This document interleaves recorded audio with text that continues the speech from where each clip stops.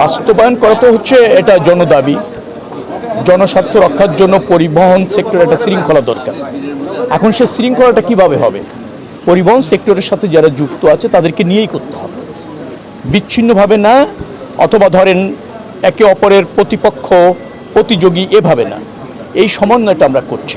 সেখানে পরিবহন মালিক সমিতির যারা আছেন এবং মালিক যারা আছেন, যদি আমি এভাবেও বলি, তাদের সর্বাত্মক সহযোগিতা আমরা পাচ্ছি।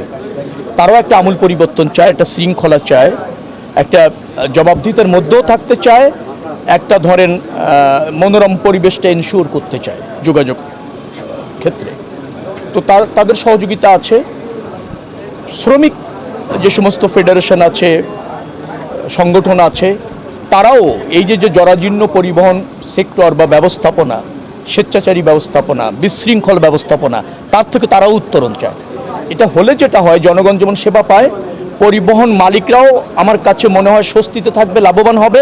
পরিবহন শ্রমিকরাও কিন্তু তাদের জীবনযাত্রার মানের উন্নয়ন হবে, পরিবর্তন হবে। তো এটা অনেক আধুনিক দেশে হয়েছে, পার্শ্ববর্তী অনেক দেশেও হয়েছে। আমরা হয়তো একটু পিছিয়ে আছি, আমরা সেটার উত্তরণ চাইছি এবং সবাইকে নিয়ে কাজ করছি। সরকারের অভিপ্রায়টা স্পষ্ট করে জানান দিচ্ছি এবং সেই অভিপ্রায়ের মধ্যে কোনো বিশেষ শ্রেণীকে লালন করা নেই, জনস্বার্থ জন আকাঙ্ক্ষা লালন করা আছে। এটা যখন তারা বুঝতে পারছে, সবাই সহযোগিতা করছে এবং সেক্ষেত্রে আমাদের একটা সমন্বয় দরকার। সেই সমন্বয় নিয়ে ইতিমধ্যে নীতিগত বেশ কিছু সিদ্ধান্ত আমরা গ্রহণ করেছি। বাস্তবায়ন করবার জন্য প্রক্রিয়াটাও চিহ্নিত করেছি, অগ্রসর হচ্ছে। আমার বিশ্বাস যে একটি মাল্টি মোডাম যোগাযোগ ব্যবস্থা, যেটা আন্তর্জাতিক বিশ্বে প্রতিষ্ঠিত এবং স্বীকৃত, সেটি হয়তো বাংলাদেশেও আপনারা দ্রুততম সময়ের মধ্যে বাস্তবায়ন হতে চলেছে এবং দৃশ্যমান হবে দেখবেন। এটা তো আমরা ইতিমধ্যে ওটা আমলে নিয়েছি এবং বাস্তবায়ন করবার জন্য প্রাথমিক পর্যায়ে যে সমস্ত কার্যক্রম থাকে সেটা ইতিমধ্যে চালু হয়েছে।